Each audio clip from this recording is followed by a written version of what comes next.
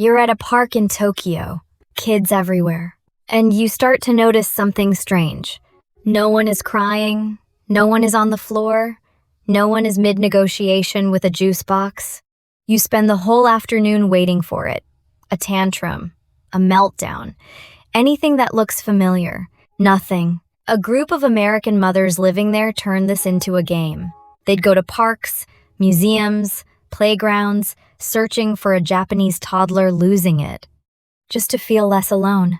They almost never found one. And the Japanese parents around them weren't doing anything dramatic. No bribing, no threatening, no desperate whisper of please just stop. They just stayed calm, like they knew something. Here's the thing. They did. And in the next few minutes, you're going to know exactly what it is. Japanese children don't become calm because their parents control them better. They become calm because their parents feel differently in the moments that matter most. Instead of seeing every meltdown as something to stop, Japanese parents see it as information, a signal from a child whose nervous system hasn't learned to settle yet. And that shift changes everything. Because when you stop asking, how do I control this? And start asking, what is my child's nervous system trying to tell me? Parenting becomes completely different. Stay with me. By the end of this video, you'll have 4 habits that change exactly that. Starting tonight. And I want to tell you about the last one right now, because it's the one I think about every single day since I first found it. Here's what most parents misunderstand about Japanese parenting. They assume Japanese children become calmer because they grow up in a different world. Different schools, different streets, different social rules, but that's not the real reason. When researchers at Penn State looked deeper, they weren't studying Japan as a culture. They were studying what happens inside the relationship between a parent and a child. And what they found was this: a child's emotional control is not shaped by rules, discipline, or tradition alone. It is shaped by the emotional state of the parent standing in front of them. They put sensors on 129 mothers and their toddlers during stressful moments. When a mother stayed calm, her child's nervous system settled with her, not because of anything she said, because of what her body felt. And when mothers were harsh, those children's stress responses got harder to reset over time. Not easier, harder. Before children learn how to calm themselves, they first learn what calm feels like from us. And Japanese parents have a word for the child that calm produces: Sunao. Written in Japanese as 2 characters, one meaning natural, one meaning straight.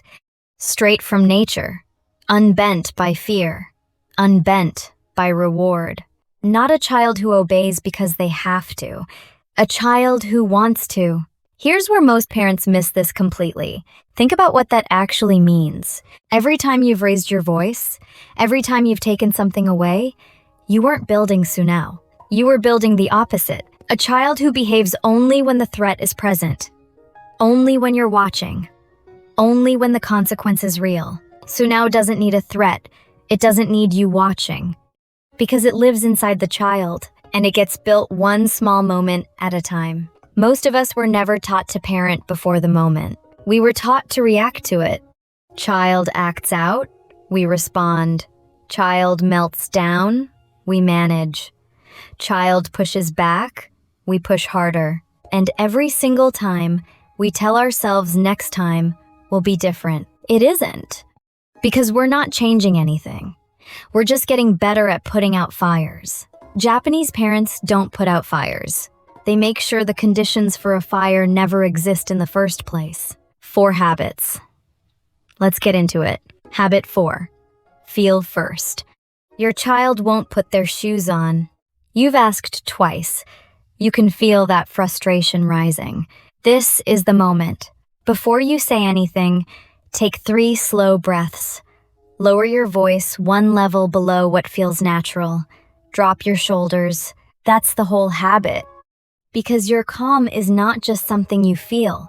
It's something your child's nervous system reads right now, before you've said a single word. 3 breaths. Every time. Not because it calms you down, because it calms them down. Habit 3 is the one that changes the most arguments in your house, and it only takes one sentence. Habit 3. One sentence of why. Think about the last time you told your child to do something and they didn't move. You said it again. Nothing. So you said it louder. Here's what may have been happening in that moment. Your child wasn't ignoring you. They may simply not have understood why it mattered. Japanese parents have a practice for this.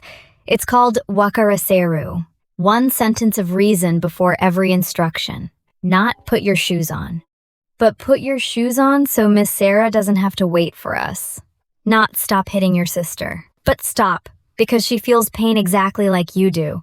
Same instruction. One sentence of why. Completely different message to your child's brain. Not obey me, but here's how the world works.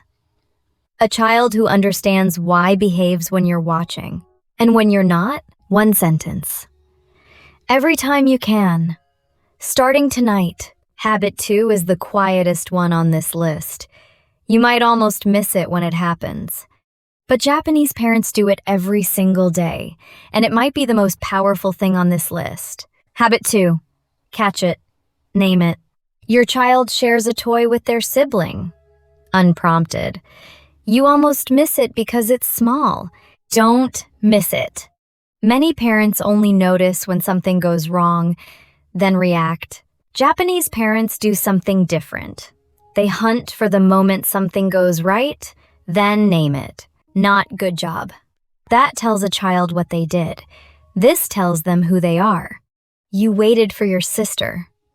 That's what a kind big brother does. One sentence, every day, about identity, not behavior. Research from Kyoto University found that children's self-control develops most reliably in environments that consistently reflect back to them who they're becoming. Rules tell a child what to do. Identity tells a child who to be. Find one moment today. Name it. You remember what I mentioned at the very beginning? The habit I said I think about every single day? We're almost there. And habit 1 is the simplest thing on this list. 3 questions, 5 minutes. And researchers in Japan found it changed everything. Habit 1, 3 questions, every night. You remember what I said at the very start. The habit I've been thinking about every single day since I first found it. This is it. Tonight, before your child falls asleep, ask 3 questions. What made you happy today? What was hard? Did you help someone? That's it. No right answers. No follow-up lecture. No pressure to respond perfectly. Just the questions. The same 3. Every single night. Here's why this works. Researchers at Kyoto University found something unexpected. Children's emotional skills improved most reliably not just from the school program, but when reflection happened consistently at home too. This is the home version. 5 minutes, 3 questions, same ones, every night. What you're building isn't just a conversation.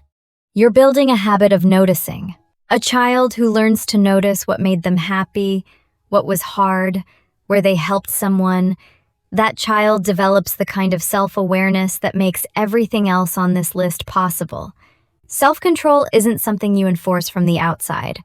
It grows from the inside, and it starts tonight. Give it 3 weeks. Watch who your child starts to become. Think back to that park in Tokyo. Those American mothers spending the afternoon waiting for a tantrum that never came. Maybe what they were really looking for wasn't a tantrum. Maybe they were looking for proof. Proof that parenting doesn't always have to feel like a fight. Proof that there's a way through the crying, the resistance, the tiny battles over nothing, without becoming a version of yourself you don't recognize. There is a way. And it doesn't begin with a stricter rule. It doesn't begin with a bigger consequence. It doesn't even begin with your child. It begins with you. In the 3 breaths before you speak. In the 1 sentence of why before every instruction. In the moment you catch your child becoming exactly who you hoped they would become. In the 3 questions you ask tonight before they fall asleep. Japanese parents aren't calmer because they got lucky with easier children. Many of them are teaching calm by becoming the first calm signal in the room. One breath, one sentence, one moment, one question.